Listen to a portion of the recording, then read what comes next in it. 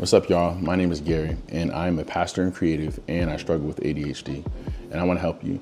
So by the end of this video, this short video, you'll have 7 tips that'll help you win in our high demand world.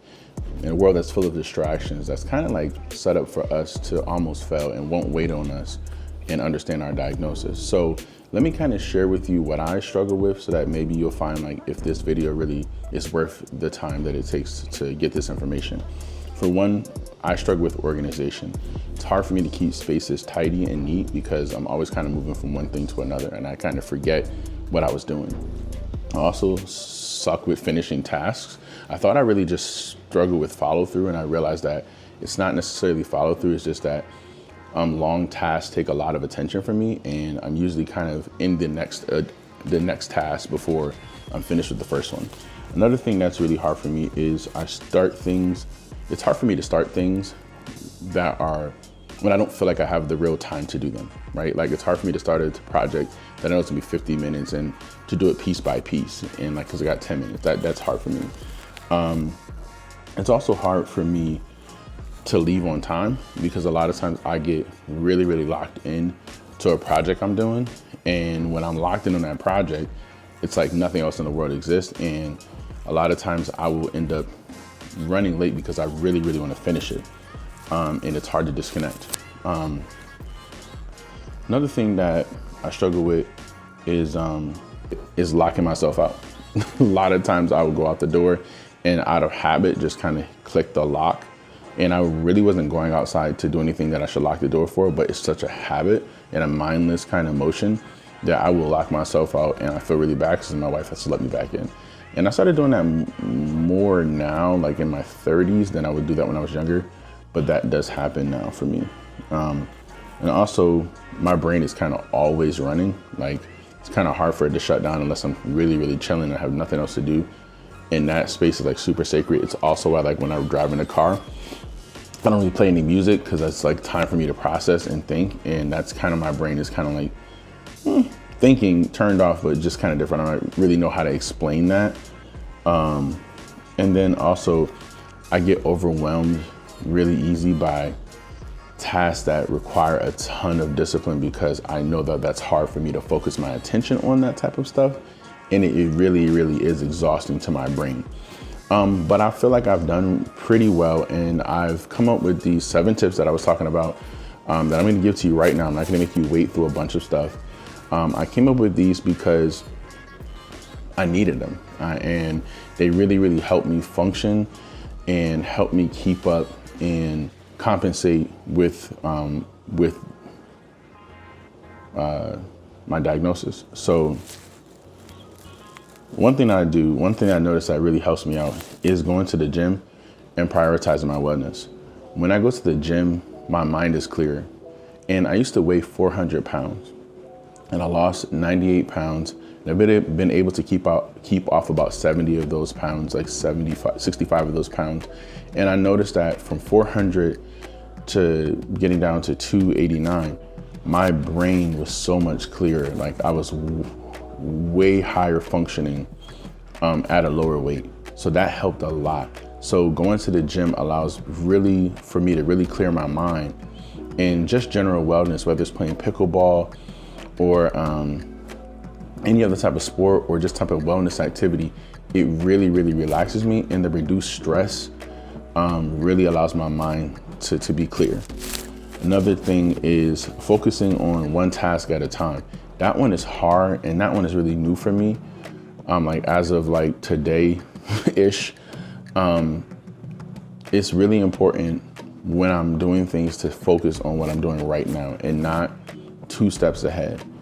And that can be scary for a person with ADHD because you know that sometimes ideas come and go and they may not come back for a while. And it can be really, really scary sometimes to stay focused on that one task, but sometimes it's necessary so that you're not leaving jobs undone.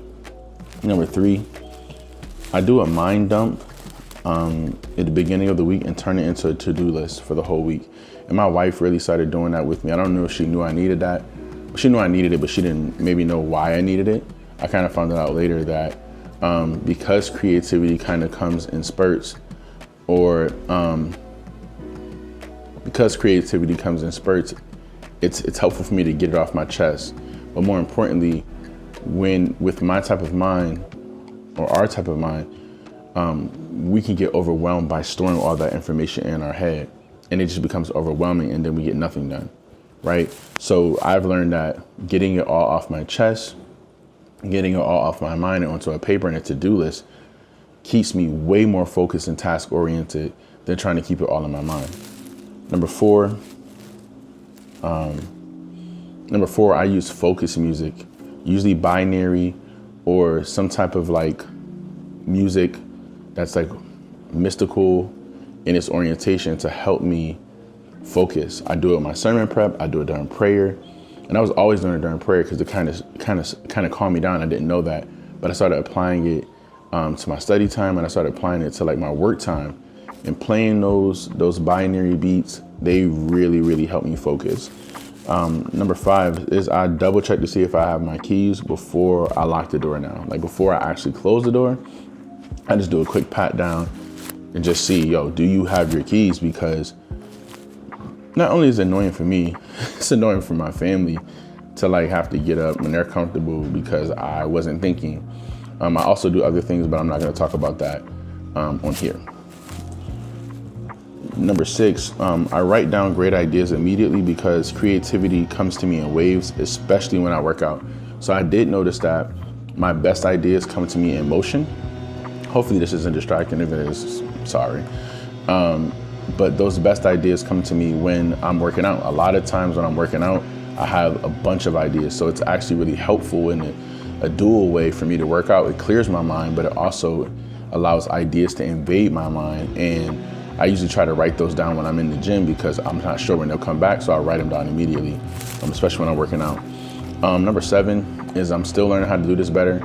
Is to really use my calendar and really use the reminders app and really use my planner to write things down, to list it out, because even though I do the large to-do list, every day things might come up and they get, can get easily forgotten, especially text messages. People will text me, and if I don't have the time in that moment, it's better for me to like just grab and copy that text message, throw it into a reminder so that at least it'll come back up later and I'm reminded to reply to that message. Just so much stuff, especially for me as a pastor and creative, for me to remember that I absolutely have to write things down and use them on the calendar app to remind me of that event or that moment. And that was the 7th one, I think.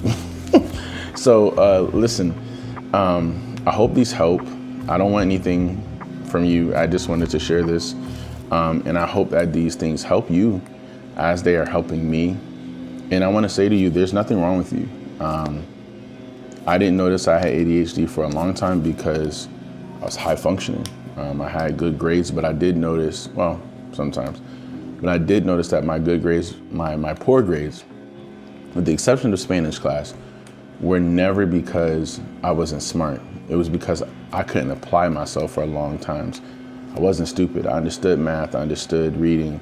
But those tasks that required attention were tough for me. But no one ever picked me out and said, hey, we think you need this, a special plan, these compensatory skills to keep up. Because like I said, I was high functioning. I didn't really forget anything at school. I brought all my things home. I was just disorganized. It just seemed like I was, on some tips, maybe lazy or just sloppy.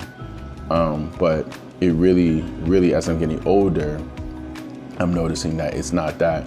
And I think also losing weight really taught me, it's kind of a bonus one, losing weight really taught me that the importance of discipline in beating this diagnosis.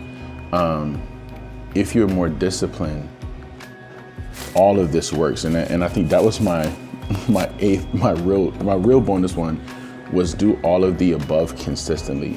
Like all these things, if you do them consistently, they become a habit and it can become mindless, which is what you kind of need for it to be if you're struggling with ADHD.